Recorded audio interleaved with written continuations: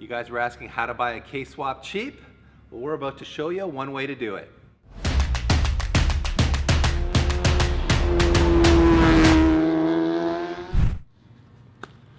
Welcome to Pete's Chop Shop, where old RSXs come to die. What's going on here, buddy? And to give their souls up for That's right. K-Swap goodness. That's right. Well, some of you were asking how you buy a K-Swap for cheap, and this is definitely one way to do it. I have been looking for parts for a K-Swap 240, like a power steering pump, a wiring harness, and a ECU. And after scraping the internet for a while, it was going to cost me like $500–600 to just buy all these things. And I came across this whole car that a guy was parting, and made him an offer of $1,000 for the entire K-Swap setup, which includes the engine, the transmission, the wiring harness, ECU, all the accessories. And he said, yes, I will take that, but you have to pull the motor and the transmission and all that. So that's what we're doing today. And the nice thing of buying a car like this, we're gonna be able to compression check this and see if this engine is actually any good, because we'll probably end up using it for something, won't we, Dave? We definitely will put it in something. So the plan here is we need to pull this motor, transmission, and actually return the chassis. We talked to the guy about scrapping it, but he was adamant. He wanted it back. I think he's got some other parts he wants off of it, so that's the case. Before we start the compression test here, I should mention this motor has 237,000 kilometers on it. So it is getting up there, but what's that? 227. Oh, 227. Oh, so there, we just saved 10,000 kilometers.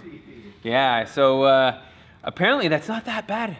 We'll see in terms of compression whether this thing still has life in it or not. So give her DP, let's go. Woo! All right. Wow, that is almost 220. Nice. That's impressive.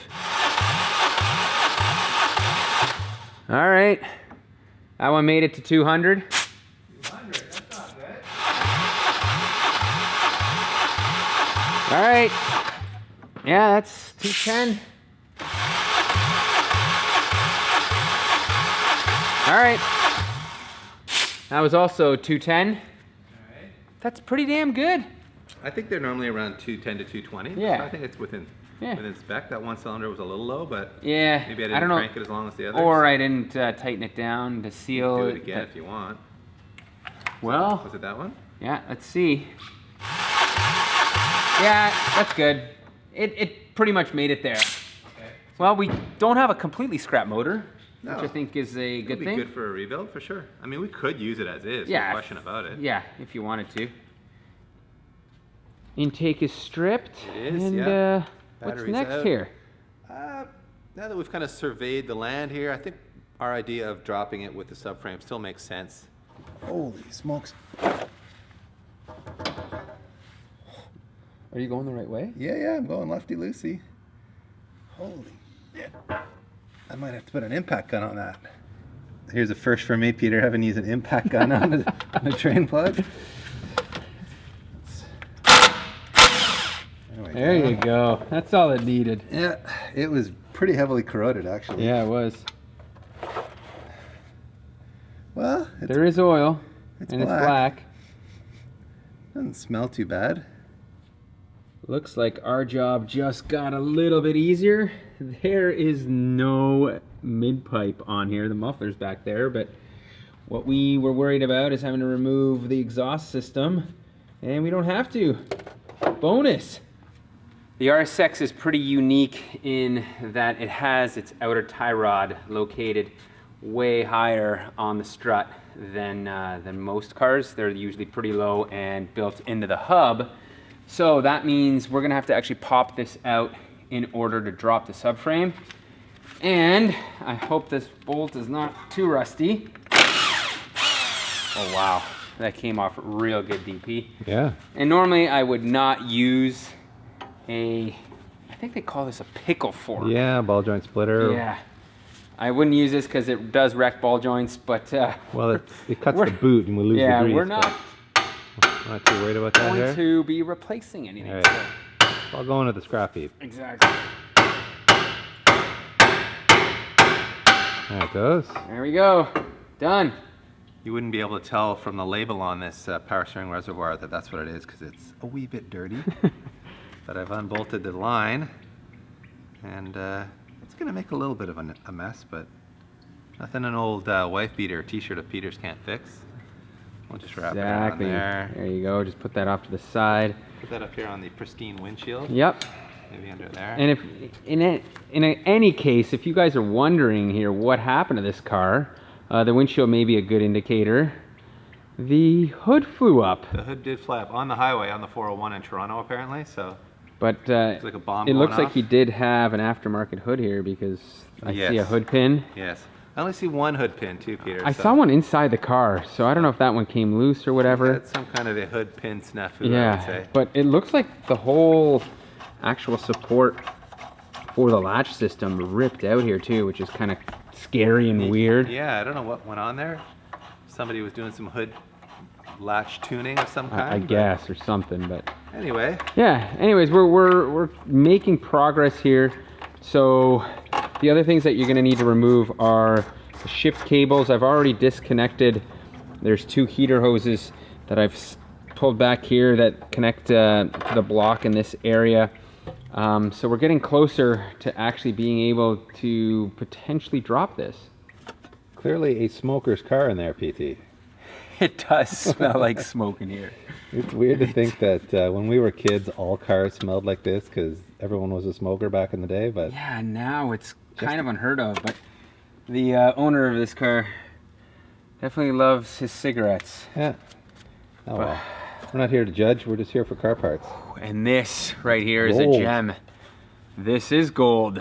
This is our PRB ECU, and these are hard to come by these days. They're about $200 to buy used, so this is definitely a score. And now I need to figure out how to pull this harness.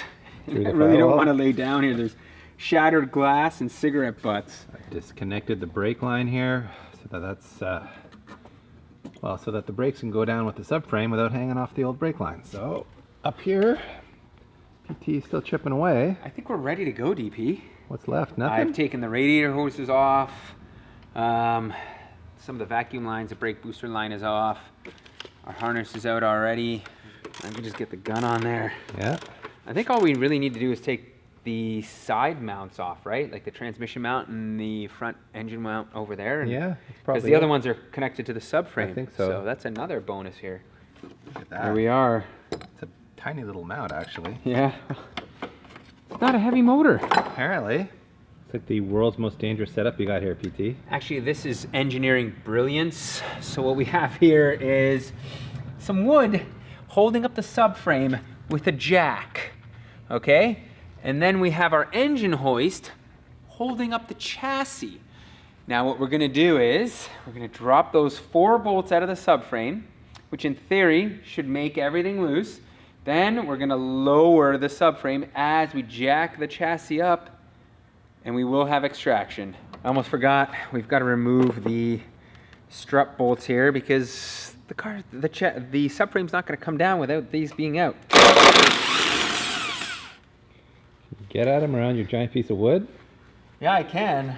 Okay. Let's see if they come out though. Yeah. Woo. It's coming.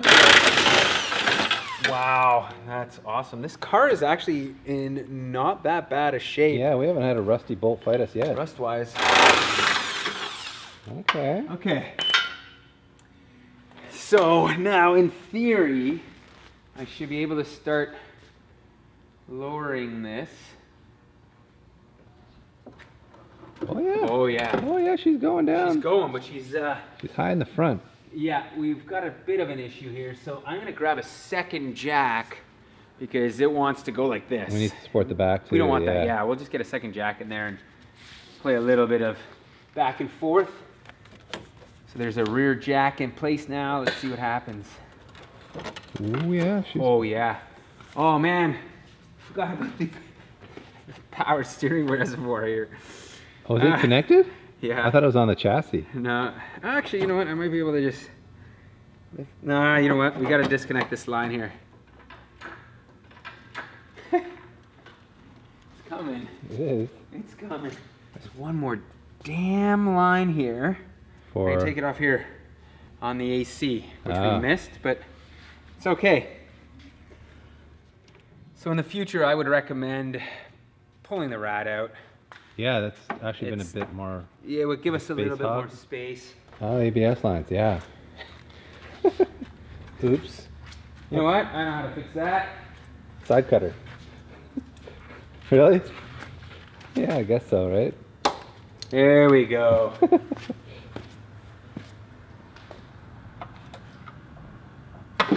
Whoa!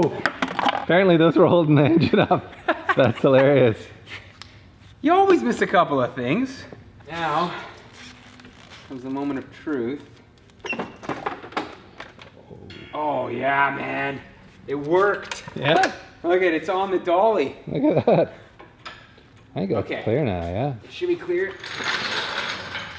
It's out. Winner. Free and clear. All Yes. right. Look at that. There you go. That wasn't so difficult, now was it? No, I just Look, got a few I brake did that lines. on my own, so if you had to do this on your own, it can be done. It certainly is finicky, but I think it's the way to go. I really do. Yeah, it worked well. Pulling it from the top, overrated. Too much work. Before we go pulling the engine and transmission from the subframe, we've got to pop the axles out. They're kind of like the last thing that's holding everything together here. And man, they should be just as easy as that. Time to pull the engine off the subframe. Yeah, all we have left are the front and rear mounts. Take this bolt out on the front mount. Yeah. And the rear one is almost out. Unfortunately, I don't have this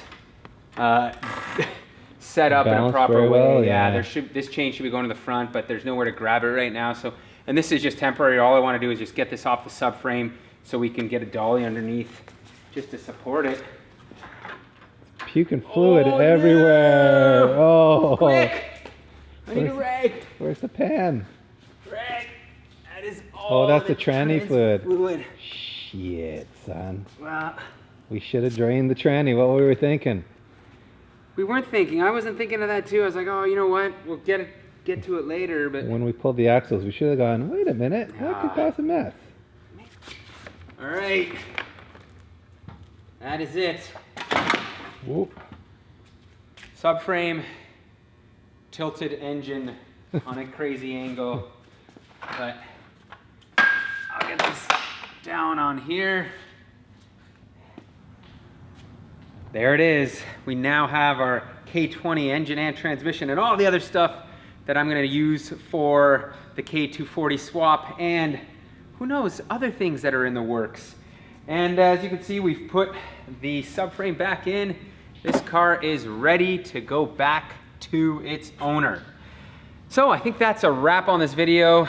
As you have seen, it does require a bit of extra work, but I think it's well worth it because if I need to sell that transmission off, I'll probably get about $500-600 for it. So you're looking at getting a K20 with all the accessories, the ECU and the harness for about $500 Canadian, I must add.